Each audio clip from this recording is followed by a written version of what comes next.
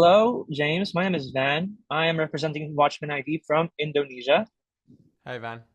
Recently, I saw Eden Lake, and honestly, I was blown away by that. So I'm very excited for this movie, and I've seen the movie, and honestly, congratulations on the film. It's crazy, and yeah.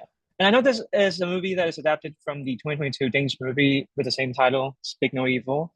So can you tell us a bit more about this movie?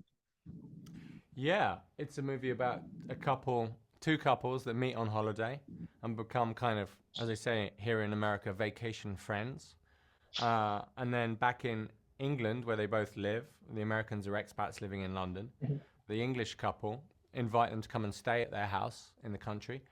And things don't go quite to plan. And it's a sort of, starts off as a sort of a dramedy exploring the awkwardness of social interaction and how we are shackled by politeness and when do we call people out for bad behavior, and it just keeps slowly ramping up and going more and more into a dark place.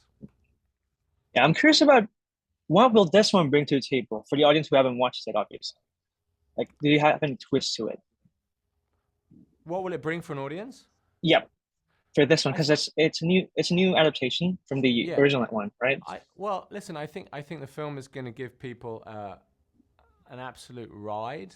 It's an emotional roller coaster. It's a nerve-shredding roller coaster in the cinema. By relocating it to England, I think it's got a real, I know it does, because I've sat in theaters, a real sense of humor. So there's a lot of laughs even though there's a lot of tension, there's a lot of laughs. So people can come and I just have an amazing emotional roller coaster ride in the cinema watching this and be completely shredded. But at the same time, I think it taps into themes and it's about something. It's not just kind of a clockwork kind of jump scare movie. It's about how it's a film that explores the anxieties about how we live now. So it's a film you can go out after with your friends and talk about. Yeah, I can feel it because, like, James McAvoy performances making me awkward for some reason. Like, honestly, it's crazy. Yeah. So what was it like working with these actors, these talented actors on set? It was a blessing to have such actors. You dream of having such actors, They're so in the moment. Directing is casting. If you cast the right people, you've done half the job.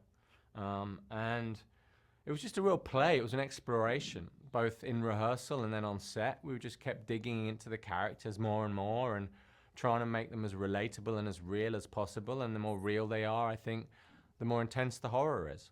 And besides the original, do you have any other inspiration from other films when the making of this film? Well, there's quite a kind of obvious, I suppose, throwback to Straw Dogs in many ways, which is a film that ends with a siege of a farmhouse. I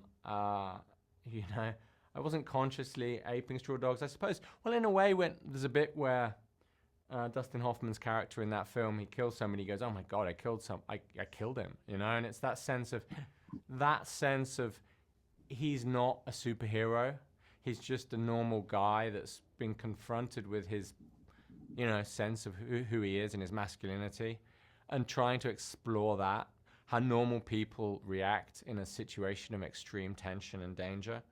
And it was very deliberate that Ben's character is quite hapless and quite, not as, neither of them are brilliant at dealing with it, but Mackenzie's her character's much better than her husband. Do you have any favorite movies, though? This is the last question. Do you have any favorite film from Blumhouse?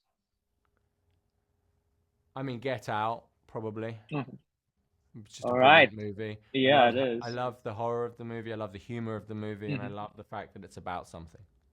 All right. Thank you so much, James. It's amazing. Congratulations on the film once again. And can't wait to see the film again. Thank you so much. Cheers, man. Take You care. too. Cheers. See ya. Yeah. Speak No Evil is about social and psychological darkness. This is my husband, Ben. Patrick Feld, this is my wife, Kira. You'll never ignore your intuitive responses. Again, You have to come and visit. Yeah, that'd be great. This couple should see it coming. you made it! They're constantly negotiating their instincts. Could be a great weekend. Something's not right with him. They just keep pushing those boundaries. What is wrong with you? You feel like you're trapped in a cage the whole time. It's messed up. Get ready for some fun, fear, and some psychological games. He's gonna kill us. Never hang out with vacation friends after the vacation.